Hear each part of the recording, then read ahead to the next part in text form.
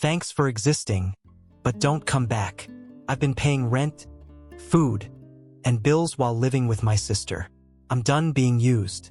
Don't expect me to fix it anymore. Welcome to my YouTube channel, where I share thought-provoking stories inspired by real-life situations discussed on Reddit.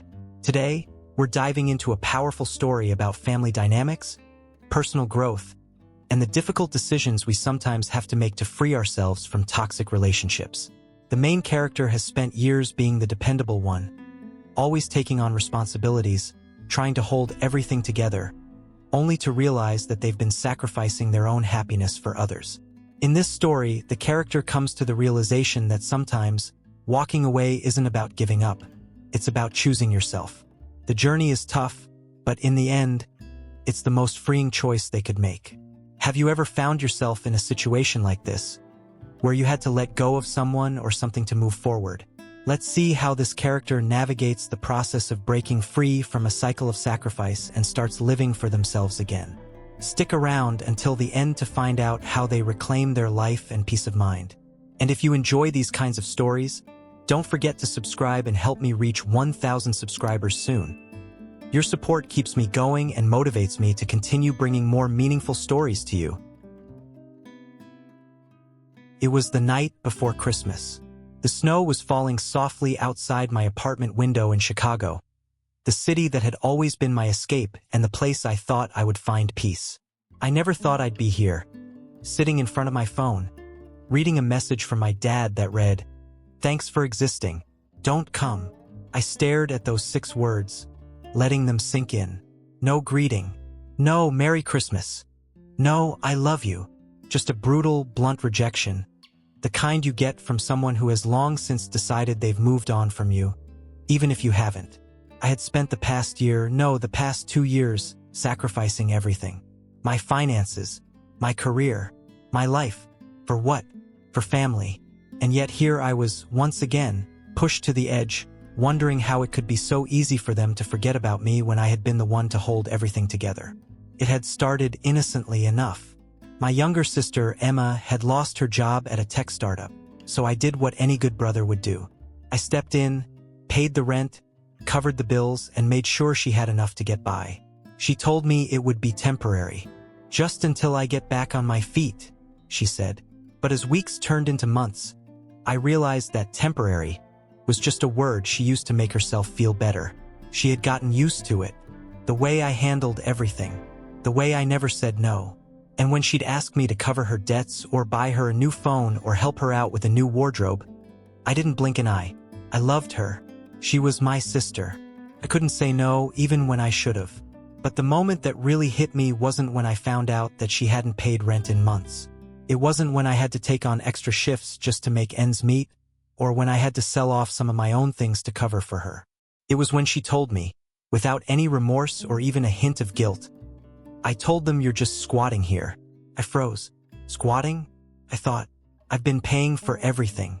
I've been keeping the lights on, keeping food in the fridge while you've been acting like you're entitled to all of this.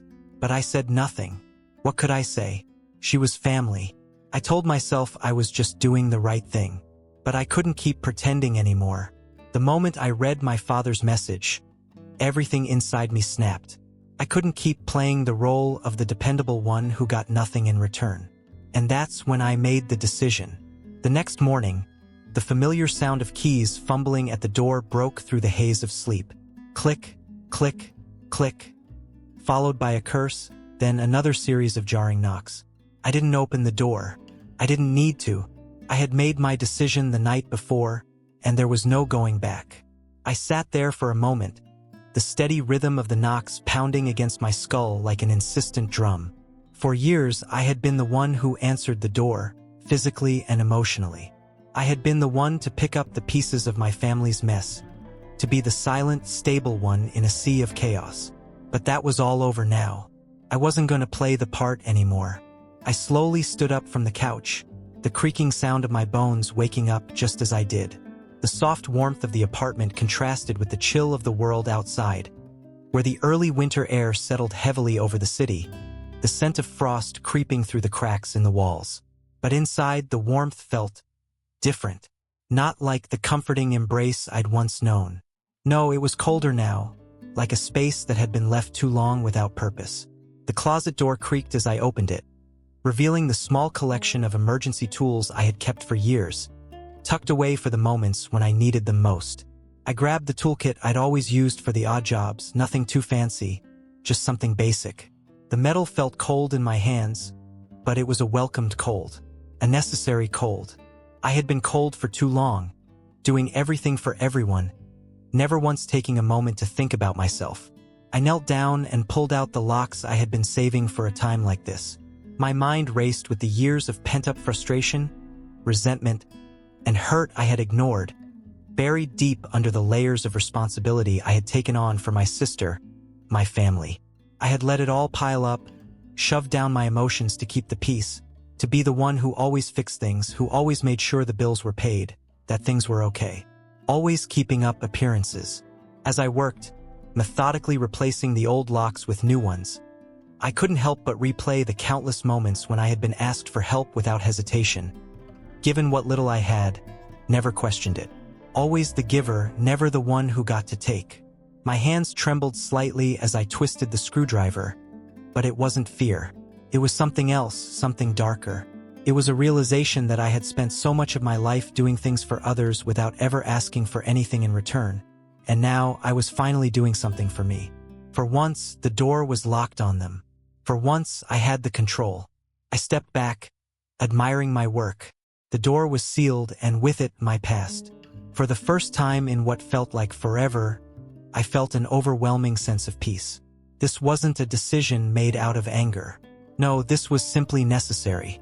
It was the only way to move forward, to free myself from the chains I had bound myself with for years. On the welcome mat, I left 2 gift-wrapped boxes. I had chosen the ribbons carefully. One was a perfect bow, the other wrapped with a little more carelessness, the edges slightly askew, as if I couldn't be bothered to do it perfectly. It was a subtle message in itself. I wasn't doing this for drama. I wasn't doing this to get even. I wasn't seeking revenge. I wasn't even angry anymore. This was just necessary. I carefully placed the smaller box beside the larger one, making sure it was positioned just right. The smaller box trembled slightly, as if it had a life of its own, giving the illusion of something restless inside. It wasn't a bomb, of course. It wasn't meant to cause harm, but it was a statement, a symbol of everything I had carried for too long without ever saying anything. The weight of it all had crushed me quietly, under the surface, for years. The larger box, the one with the perfect ribbon, was the one she would open first. I made sure of it. I knew her. She would want to get through the neat, orderly package first, the one that looked safe, clean, and unthreatening. But the smaller box, the one that shook, was the real message. It was the one that would make her feel it. The truth, the burden, the cost of everything she had done to me, to our family. The deceit, the manipulation, the lies.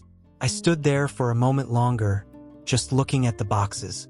The smell of the wrapping paper filled the air, a scent I hadn't paid attention to in years, but now it seemed like a reminder of everything I had put aside. I wasn't going to let her walk back into my life like it was all fine. I wasn't going to pretend anymore. I was done carrying the weight. I had done my part. Now it was her turn to feel it. I turned and walked away from the door, the sound of her increasingly frantic knocking still echoing through the thin walls of the apartment. I didn't listen for much longer. I didn't need to. As I walked into the kitchen, I began to prepare a cup of coffee, my hands moving mechanically. The rhythmic motions of the spoon stirring the coffee grounds calmed me, grounding me in a way nothing else had. It was funny, I thought. For so long, I had convinced myself that if I kept helping, if I kept giving, if I kept being the reliable one, everything would eventually get better. But it hadn't. All it had done was drain me. The coffee brewed slowly, the aroma filling the quiet space around me. It was the first moment of peace I had felt in weeks. I let it settle in my chest as I sipped slowly, savoring the warmth. It felt like I had been waiting for this moment for a lifetime. And then I heard it, another knock. A little softer now, but no less desperate. I didn't move. Not yet. In that moment, everything felt different. I had locked the door. I had made the decision. The world outside could keep knocking, but I wasn't answering anymore. And for the first time in a long time, I felt like I was finally in control of my own life. I set the cup down, walked toward the door, and stood there, staring at the two boxes. One would open first. One would break her, but neither would let her walk in and pretend like everything was fine anymore. I wasn't ready to face her yet. I wasn't ready for the confrontation that would come when she finally found the boxes. But I knew this. I wasn't going to be the same person after today. Not anymore. I opened the door. A few hours later, the knocking began. The sound of it, frantic, insistent, broke the silence of the apartment like a hammer shattering glass. At first, it was light, almost tentative. But then, as the minutes stretched into a tense eternity, the knocking grew more desperate, faster, harsher. I could hear her voice muffled through the thick door, rising and falling in frantic pitches. "Let me in. I need to talk to you," Emma pleaded, her tone shaking with urgency. But I didn't move. I didn't open the door. I wasn't ready for this confrontation yet. Not like this. I wasn't ready to be manipulated by her again. The memories of her twisting things around, her sweet words that often turned into bitter truths, played in my mind. She always had a way of making me feel guilty, of making me the one responsible for everything going wrong. Not anymore. I stood still in the kitchen, my hands busy heating up leftovers from last night's takeout. It seemed almost absurd that I was so calm while she stood outside, pounding on the door, but I couldn't deny that the routine comfort of making myself a meal, something simple, something that didn't require anyone else, was all I could hold on to in that moment. It was my way of pretending that nothing was happening outside the walls of this small, quiet apartment, that I wasn't about to face everything that had been building up for months, for years. I heard her calling again. The words bled through the door, muffled but unmistakable. Her voice wavered between irritation and desperation. "Please, I'm not leaving until we talk. Open the door." I didn't respond, not because I didn't hear her, but because I knew if I answered, if I opened that door, it would be the same old story. I had already seen it too many times. The excuses, the promises that she would do better. The manipulation veiled under a mask of vulnerability. No more. I stepped away from the stove and moved slowly to the door, positioning myself carefully behind the peephole. I could see her figure standing on the other side, her hands trembling, holding one of the gift-wrapped boxes. It was shaking slightly, almost as if it had a life of its own. The sight of her standing there, unsure whether to knock again or open the box, caught me off guard. It wasn't what I had expected. It was strange seeing her hesitate for once. I leaned against the doorframe, my hand resting on the cold metal knob. My mind raced, but I stayed calm, resolute. The boxes I had left on the welcome mat weren't just physical gifts. They were a message, a declaration of my final decision. She would understand eventually. I had planned everything out. I had thought of every possibility, every argument she would use to guilt-trip me, and I had already prepared my response. The moment would come soon enough. I just needed to hold my ground. I watched as she stood there for a moment, her fingers twitching with uncertainty. She slowly reached down and picked up the box. It looked delicate, carefully wrapped, but the way it trembled in her hands was almost symbolic of everything that had been wrong between us. The unease, the chaos, the underlying tension that had been festering for far too long. When she finally made up her mind, she knocked one last time, but it was different this time. Forceful, demanding. She wanted answers, and she wasn't going to leave without them. And then, finally, she barged in. I heard the door open with a force that rattled the hinges, and there she was, Emma, standing in the doorway, her eyes wide with rage and disbelief. The look on her face made it clear she wasn't prepared for what she would find. "What is this? What did you do?" she shouted, her voice laced with fury as she held the box up like it was a bomb. I didn't flinch. I didn't move an inch. I simply leaned against the counter, arms crossed, watching her with a cool detachment that I had never felt before. "Merry Christmas," I said, my voice steady, almost too calm. She froze, her eyes narrowing as she stared at me, trying to decipher what I had meant. But I wasn't about to explain myself to her anymore. "Go ahead," I said coolly, my tone flat. "Open it." For a long moment, she just stared at me, her mind working furiously. Then, with an almost frantic desperation, she dropped the box onto the coffee table, the thud of it echoing through the silence. She tore at the ribbon, not caring how it unraveled, as if she couldn't wait another second to see what was inside. I watched her, feeling a strange sense of satisfaction that the moment had finally arrived. She would no longer have the power to twist everything around and make me feel like the bad guy. As she pulled the documents out, the weight of what she was seeing seemed to hit her all at once. The receipts, the credit card bills, the overwhelming evidence of everything I had been paying for. But then her fingers froze when she saw the flash drive. "For Dad. Play this if you still have a spine." The label read, and her face went white. Her mouth opened, but no sound came out.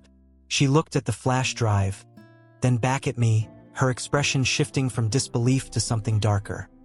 Recognition. She had no idea what was coming. No idea that I had spent the last few months gathering everything she had done.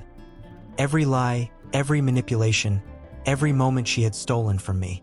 She didn't understand that I had been quietly collecting the pieces of our broken relationship, the evidence of how she had treated me, how she had used me for everything. "You think you can just keep using me, don't you?" I asked, my voice unwavering, cold. "You think I'll just keep paying for everything because I'm your brother? Well, that's over." Her hands shook as she turned the flash drive over, her eyes flickering with panic as she started reading the messages I had printed out. She scanned through the texts, the ones where she had called me a walking paycheck, the ones where she mocked me for being too serious and too controlling. Each message seemed to drain the color from her face, her breath coming in shallow gasps as she read. But the worst part came when she plugged the flash drive into her laptop, her hands trembling as the audio file opened. I could hear her voice, clear as day, through the speakers. She was laughing, bragging to her friends about how easy it was to manipulate me, about how I was just a fool who would keep doing everything for her without question. Her eyes widened in horror.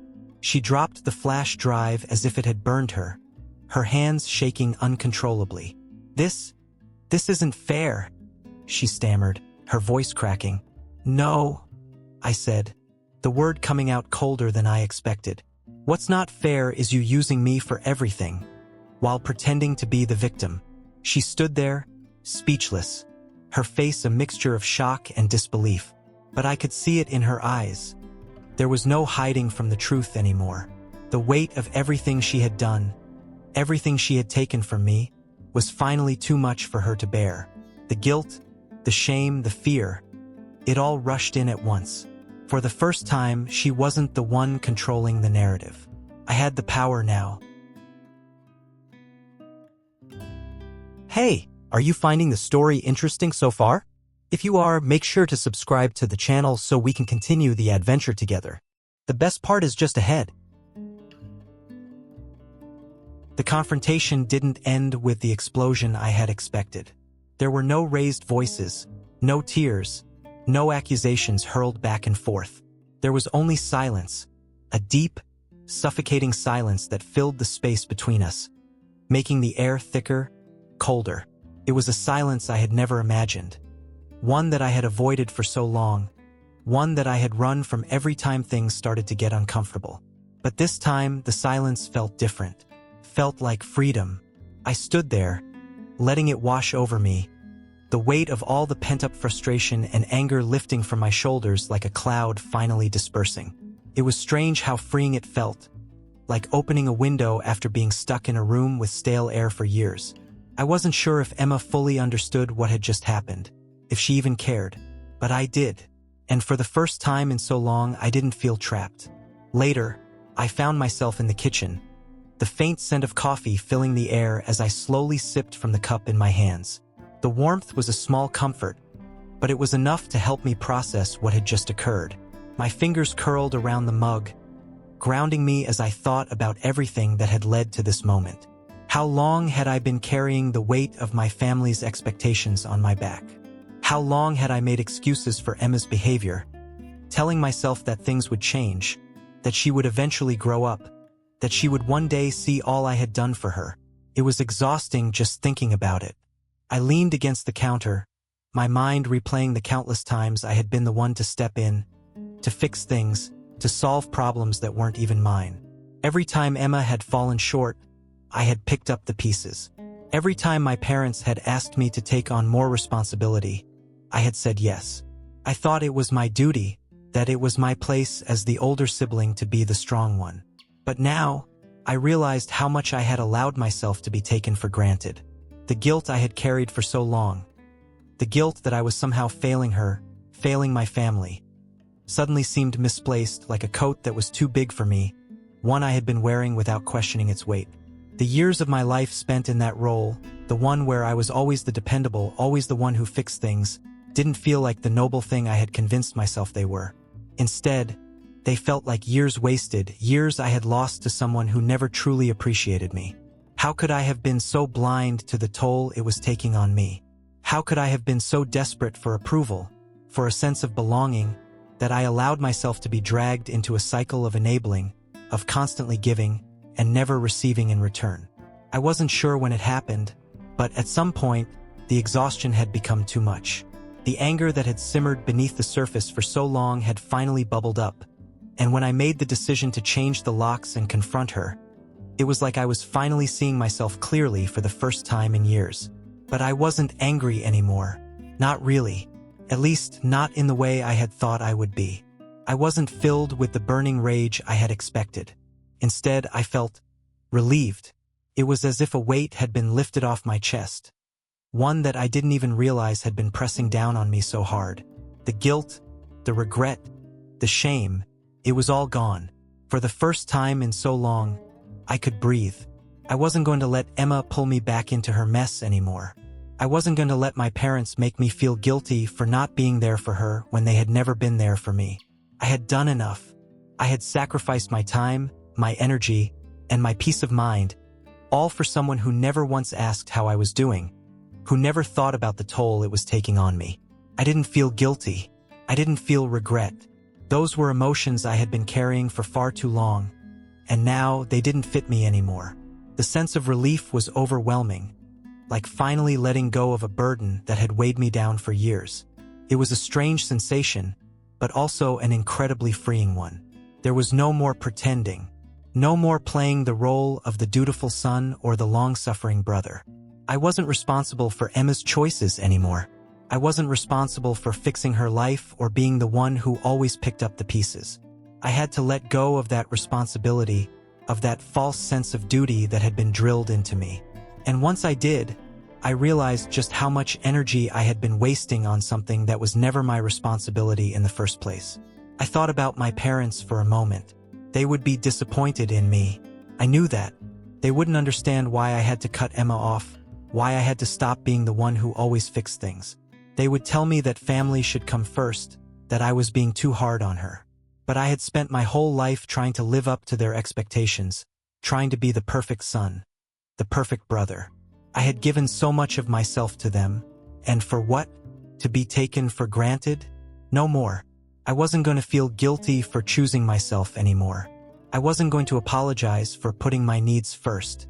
And most importantly, I wasn't going to keep sacrificing my happiness for people who would never truly see me. The quiet in the apartment was deafening, but it wasn't oppressive anymore. It wasn't a silence that came from fear or uncertainty. It was a silence that came from knowing I had made the right choice. It was the silence of liberation.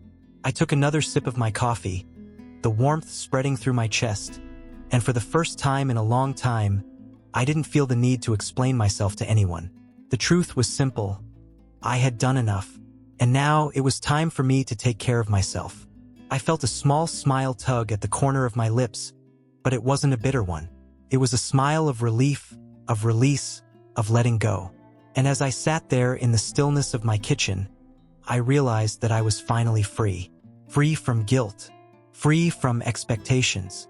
Free from the endless cycle that had kept me trapped for so long. The life I had been living had come to an end, and now it was time to start something new. Something for me. A few weeks later, I received a call from my lawyer. His voice was steady, but there was a slight edge to it, almost a sense of relief, like we were both exhaling at the same time. "The case is moving forward," he said, his words calm but filled with the weight of progress. "The bank fraud investigation is in full swing. We've got the evidence, and the financial institutions have flagged her accounts. They're taking legal steps. You've already been reimbursed for the money Emma took from you. It's moving fast now." I leaned back in my chair, letting the words wash over me. But as I sat there, the immediate relief didn't hit me like I thought it would. There wasn't a rush of triumph, no celebratory feeling like I had imagined. Instead, it felt like a door closing.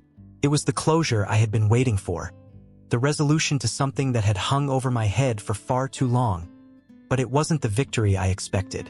I had expected to feel vindicated, to feel like I had finally won. But the truth was, the real victory wasn't in the money. It wasn't even in the lawsuit. The true victory, the one I hadn't seen coming, was something far more important. It was the fact that I was finally free. Free from the guilt I had carried for years. Free from the weight of other people's expectations, from the constant pressure of having to live up to a role I never asked for. And most of all, free from the people who only saw me as a means to an end. People who never truly saw me for who I was, but only for what I could do for them. I hung up the phone and sat there in silence for a long while. The room around me felt quieter than ever, the weight of my own thoughts more pronounced than it had ever been. I thought about how long I had let Emma take from me, how many times I had ignored the signs, how many years I had spent trying to fix things that weren't mine to fix. I thought about the countless hours spent on the phone with my lawyer, the endless nights awake wondering if I was doing the right thing, wondering if I was being too harsh, too unforgiving. But now, as I sat in my apartment, I didn't feel like I was losing something. I felt like I was gaining everything.